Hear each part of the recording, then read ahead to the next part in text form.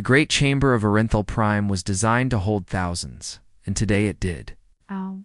Representatives from 42 species filled the curved rows of seats that rose around the central speaking platform. Above them, a transparent ceiling revealed the cold stars outside the station, a reminder of their smallness in the vast universe and the necessity of cooperation. Though today that lesson seemed meaningless, Ambassador Lisai of the Valley stood at the podium.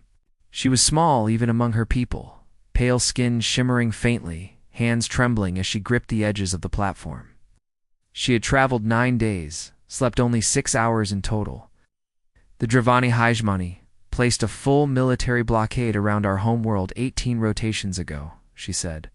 Her voice was steady from repetition. 340 warships surround us. No supply ships may enter, no civilian ships may leave. Our atmospheric generators need fuel every 20 rotations. We have 6 rotations left. After that, the atmosphere will collapse. Within 2 rotations, the air will become toxic. Within 4, unbreathable. She paused, scanning the chamber. Hundreds of eyes looked back, some with pity, some empty.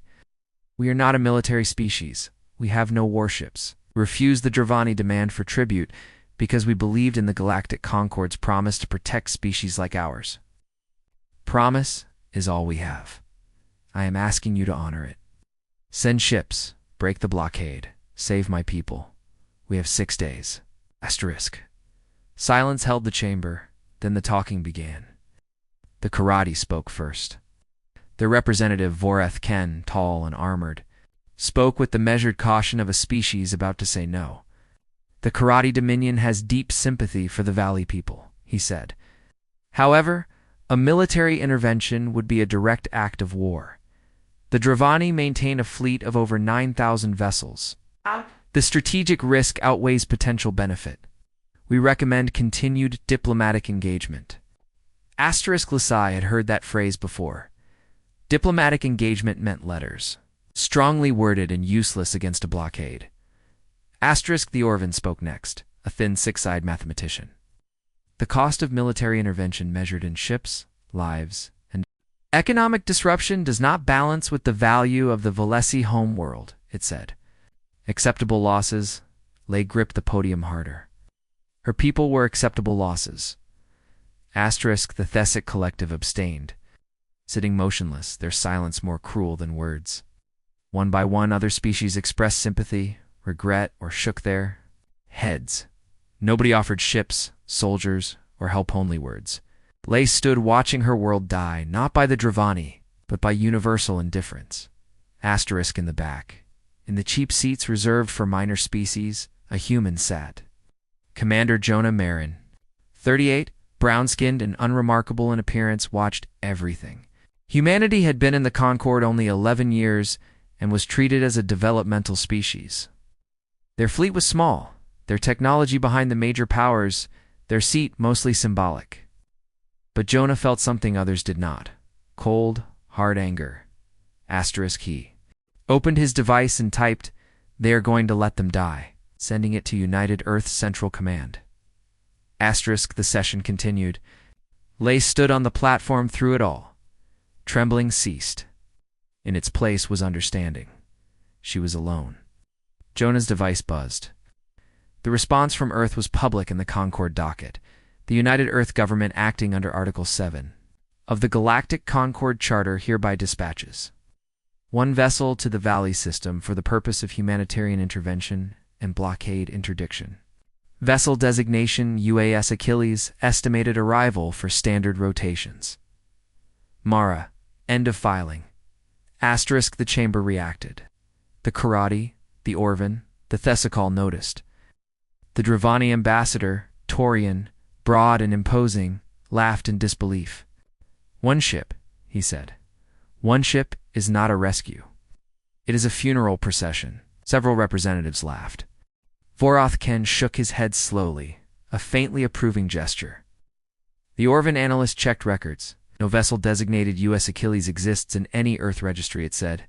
More laughter. Ambassador Lisai stared at the docket entry. 1 ship. Against 340, Commander Marin met her eyes and nodded. Not a nod of reassurance, but one of commitment. "We are coming," asterisk after the session. Representatives filed out. Jonah Marin walked the corridors and was stopped by Vorath Ken. The karate, nearly a meter taller, addressed him. "Commander Marin, your people have done a brave thing today. Brave but foolish. One ship cannot break the blockade. Your ship will be destroyed. Your crew will die. The valley will still perish." Asterisk Jonah looked up calmly. "You might be right. Then why do it?" Asterisk someone had to, he said simply. Vorath Ken studied him, trying to grasp the human logic. "Your species is very strange." "Commander, asterisk, I know," Jonah said, "and that's what makes it interesting." Asterisk later, in his quarters, Jonah received a private message from Admiral Constance Wu. The Achilles was unlike any ship in the galaxy. She trusted its capability and its crew. Somewhere out there, the ship was already moving toward the Valley system, toward 340 warships, carrying 4,200 humans who had volunteered to risk everything because someone had to. Asterisk, the UES Achilles was ugly by galactic standards. Dense, asymmetric, unpolished gray, a promise of violence. Captain Ria Vasquez, 44, black-haired and scarred, commanded it. She had seen enough to know panic was a luxury. Her executive officer, Lieutenant Commander David Park, reported, "We are exceeding standard transit speed by a factor of 1.7. Engine status green across the board." Chief Engineer Addis Okafor treated the engines with fierce care. Asterisk Vasquez assembled the senior staff. On the table's holographic display, the Valley system appeared, surrounded by 340 red markers in 3 rings. Outer ring, screening force. Second, main battle line. Third, siege line, closest to the planet, she explained. "We are one ship. Numbers are a problem, but numbers aren't the only thing that matters." Asterisk, she displayed the Achilles. Officers examined it with quiet pride. The UES Achilles is the first and only siege-class dreadnought in the United Earth Navy. Built under Project Midnight, a Black Tier program begun 14 years ago, before humanity even joined the Concorde, Vasquez said. The ship was ready, and so was the crew. The fight, impossible as it seemed, had already begun.